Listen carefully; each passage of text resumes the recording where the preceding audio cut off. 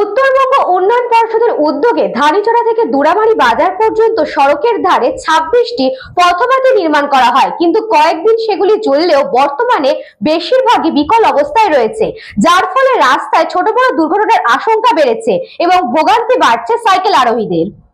বিগত কয়েক মাস আগে উত্তরবঙ্গ উন্নয়ন পর্ষদের উদ্যোগে শালবাড়ি 1 নম্বর গ্রাম পঞ্চায়েতে ধানীছড়া থেকে দুরামারি বাজার পর্যন্ত রাজ্য সড়কের ধারেই মোট 26টি পথবাতি বসানো হয়। লাগানোর পর কয়েকদিন সেগুলো চললেও বর্তমানে বেশিরভাগই বিকল অবস্থায় রয়েছে, ফলে রাতে ওই রাস্তায় ছোট বড় দুর্ঘটনার আশঙ্কা বেড়েছে।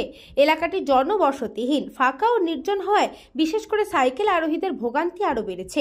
স্থানীয় বাসিন্দা ও পথ চলতি মানুষজনের অভিযোগ, দ্রুতই লাইটগুলো সারানো হোক, না হলে প্রতিদিন কোনো না কোনো দুর্ঘটনা ঘটতেই থাকবে।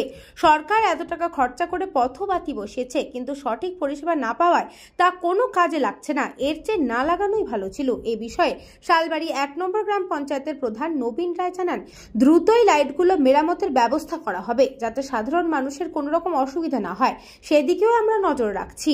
একটা জ্বলেতেই না কতদিন মোটামুটি এক সপ্তাহ যাওয়ার জন্যই তো ভালো, মানে আলো ছিল তো তখন ভালো ছিল আর কি, একটাই তো জ্বলে।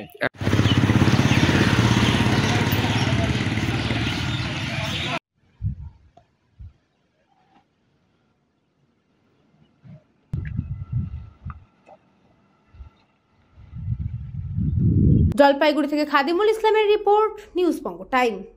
St. Augustine's Day School, Barakpur. Success for every child. Admission open 2026 to 2027. Contact number 900793 4555.